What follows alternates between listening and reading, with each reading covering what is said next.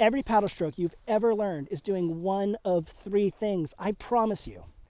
I've spent so much time filling waterproof notebooks with the steps and elements of the strokes, trying to memorize them, trying to have a guide that I could use when I was out on the water. With the forward stroke, put the blade in by your feet, have your hands like this, pull back this far, the stern rudder. Put the blade in back here and have the shaft angle like this and then hold a certain angle. When the pressure hit, I'd freeze. And I really wish I could say I was like searching my memory for the right strokes, but the reality was, more often than not, I would just default to my go-to stern pry, hoping for the best. By the time I figured it out, the moment was gone. The energy was wasted, or I was in a tighter spot than I needed to be. Then I discovered what those three things actually were, and everything changed. I know, it sounds too simple, but once I understood what pulling water, pushing water, and letting water flow past my blade did to my boat and my paddle for that matter, I started to recognize what was actually happening. And I think I became a better paddler because of it. Today, I'm showing you what changed for me, what those three interactions are, and how they made me a more capable paddler. So you can finally understand what's happening instead of blindly following those memorized steps and hoping for the best.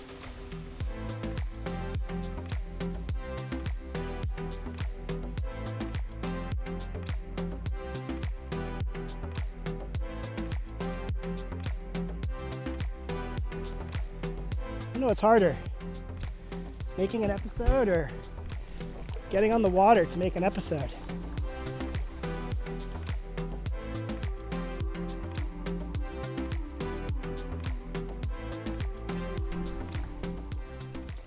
Got a new piece of kit here for the channel, and that is a brand new Celtic Paddle. It's an archipelago blade shape, if that means anything to you. This is the first, quarter of a mile I've been in it. I was reached out to by Maine Kayak Company, my friends Tom and Liz, and they were like, hey, we'd like to send you a Celtic Paddle. We think you'd really enjoy it. And I said, okay. And I was amazed. They didn't ask for anything in return. They're just really wanting to support the channel. I will do a full review of this a little later in the summer. I want to give it an honest review, and I want to put some time into it. I don't just want you to know what I'm thinking here in the first 10 minutes of using this paddle. Potentially later in this episode, I'll share a little bit more about Maine Island Kayak Co. And how I met Tom and Liz. It's kind of a fun story. And it seemed like a great backdrop today with the new paddle that I've been wanting to get out on the water with for a few weeks now. The weather's not been great. To share with you really the three things our paddle does in the water. You know, I struggle with rules in kayaking. I think there are only a couple of rules, and they're really like safety based in a lot of ways, like things you gotta do. But outside of that, I really struggle thinking in rules when it relates to this activity. But I like to think in principles. And instead of the rules of all of the steps of a certain stroke, I really started to shift my thinking around, well, what are the principles at play? What's really going on? And there are a few, I'll say. What I'm going to share today, I think is sort of the foundation, kind of working from the water up to us is sort of my plan. But in today's episode, I wanted to explore that first principle and really how we affect the water with our paddle blade. A handful of summers ago, I really intentionally decided to improve my paddling. That's when I really started to take a lot of classes and connecting with talented paddlers and realizing there was way more to kayaking than forward strokes and backstrokes. And I bought the book on paddle strokes, and I remember really clearly spending some time at the lake and writing pages and pages of notes in my waterproof notebook so I could have something when I'm on the water to like reflect back on and be like, okay, what was that and what do I want to practice next? And yeah, sure, I got better at things, and thinking that way and thinking about the different paddle strokes definitely helped me understand that there's more that I could do. But the reality was, if I needed a stroke, I didn't have it. I knew it conceptually. I could explain it to somebody. I could do it under like ideal conditions. But when I was in a slot, or when I was making an upwind turn, or when I needed to maintain my momentum, I wouldn't have that stroke ready to go. Instead, I kind of default to my go-to stern pry, which I think a lot of us do. And it rarely has the effect you need in the moment.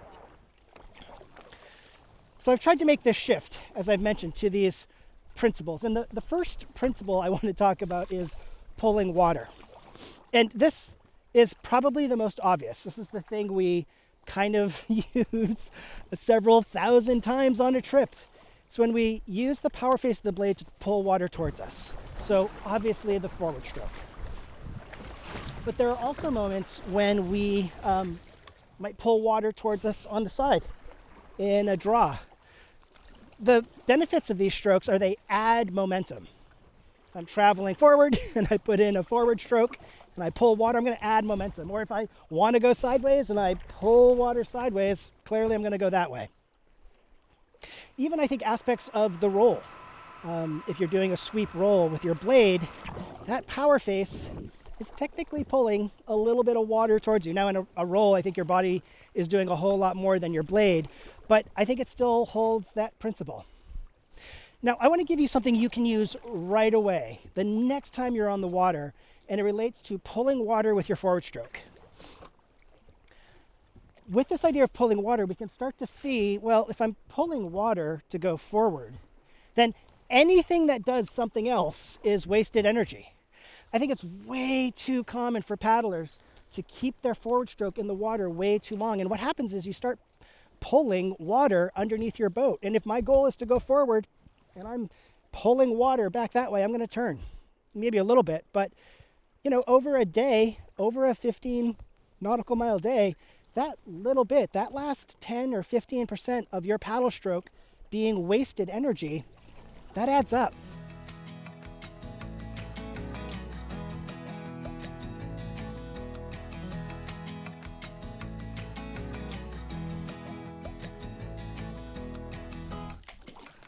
I thought this would be a fun place because I know there's a lot of nooks and crannies and a lot of things I can kind of steer around.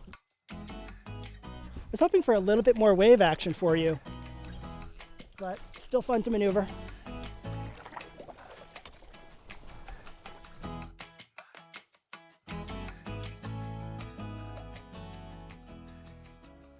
Now, I've struggled with the names of paddle strokes a little bit, and it's partially because the naming conventions kind of vary, right? So I think that like we could pull water towards us, we could push it away, or a blade can act like a rudder.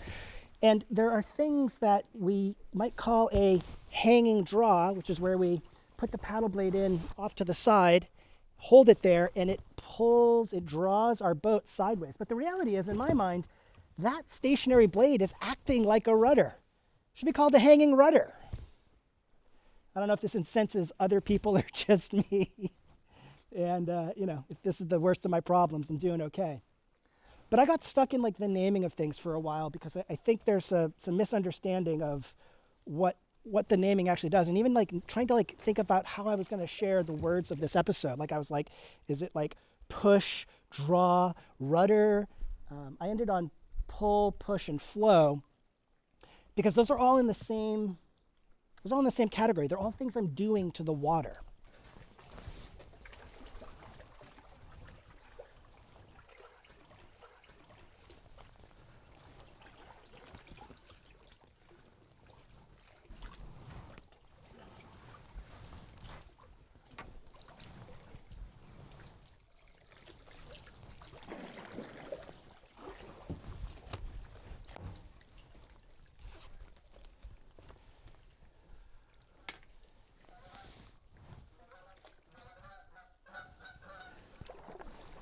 Okay, so that's pull. We use pull to maintain speed or increase speed, and again, common in things like draws and our forward stroke.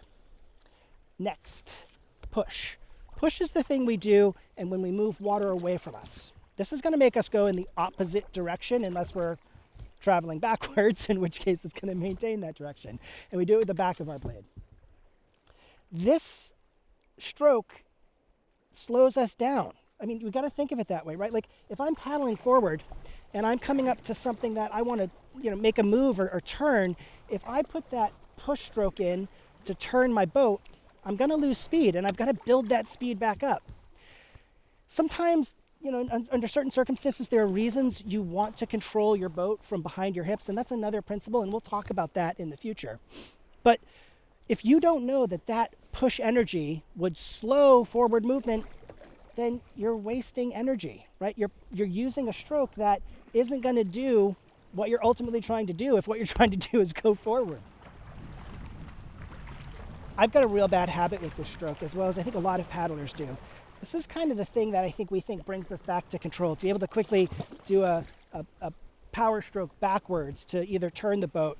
I'm thinking of like coming up and down waves and like putting in that stern pry to slow my boat down or turn it. It's a real bad habit for me, and I see it in a lot of paddlers. I think it's a pretty bad habit for a lot of paddlers. The other way we use this push energy is if we're about to capsize, we make ourselves soaking wet with cold seawater, but we use the back of our blade to prevent a capsize if we're starting to lean a little bit. I'm pushing water down, and I'm going in the opposite direction. Start to think about, do I want to pull water towards me, or do I want to push water away? And again, another quick thing you can use on a day trip, just start to make a mental note as you're traveling forward, how many times you put in a push stroke. Might not be the end of the world, and there's some reasons why you might want to do that. But if your goal is to maintain speed, you're doing the opposite.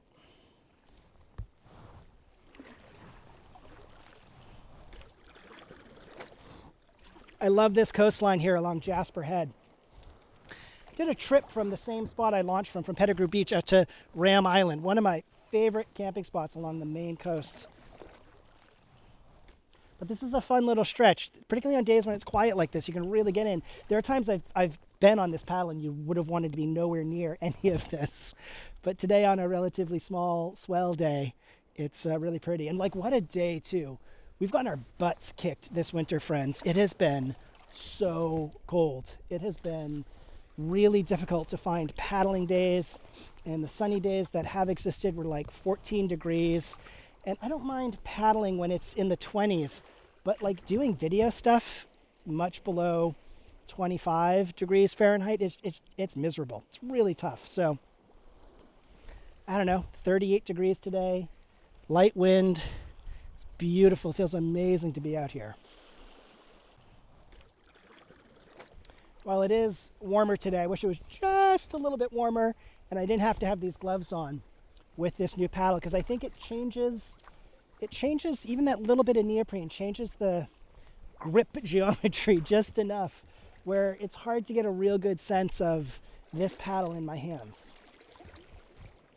The story that I wanted to share with you of Maine Island Kayak Company goes back to the pandemic, where I wanted to buy boats for Wendy and I. And I'd been following some used boats that Tom had on Maine Island Kayak Co. for a really long time, and finally was like, it's time. I'm ready.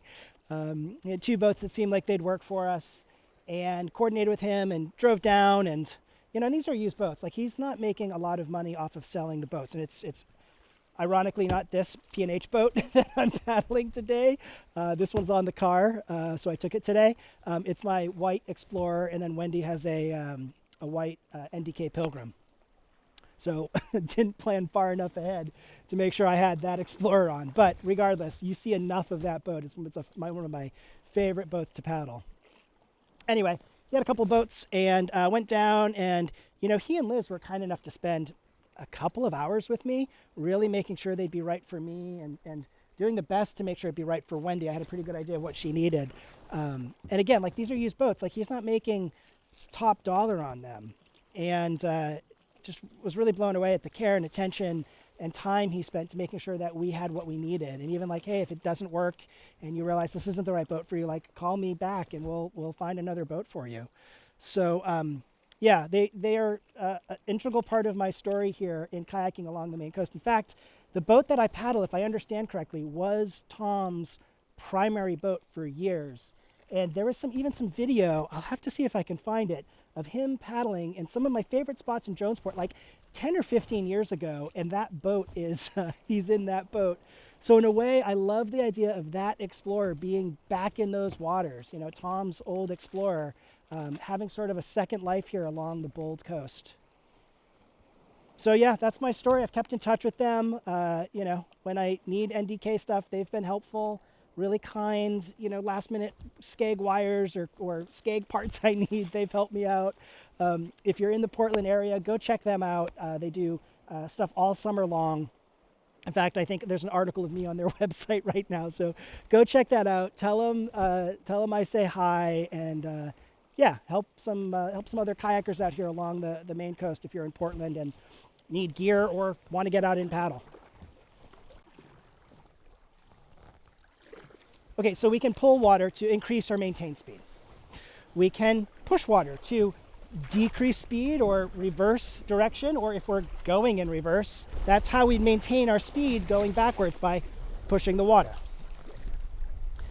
But there's times where I don't want to increase speed or decrease speed, but I might want to turn. And for that, we use flow. The most common flow strokes are probably the bow rudder and the stern rudder. And by changing the angle of my blade in the water, I change which way my boat's going to turn, if at all. Right? A blade with no feather on it, right? Equal pressure on both sides of the blade is just going to let the boat go straight. But as I start to play with that, I'll have that effect.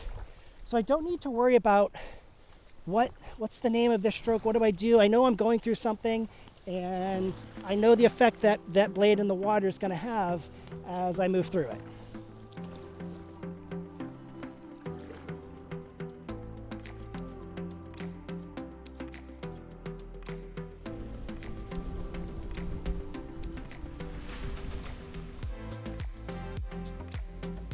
Having this principle in place of what is the water doing around my blade allowed me to stop thinking about individual strokes. And it's allowed me to think about strokes in combination. Maybe some paddlers talk about linking strokes. Instead of thinking, okay, I'm going to put in a bow rudder and follow it by a bow, it's exhausting. I'm just going to put that flow energy in and start a turn with some speed. And at the end, I'm just going to pull that water towards my boat to make that turn a little bit more effortless. Right? So another way that I think this thinking and principles helped me expand how I think about paddling and getting me away from thinking like, okay, I'm going to start here and then I'm going to do this. I start thinking about what effect do I want to have.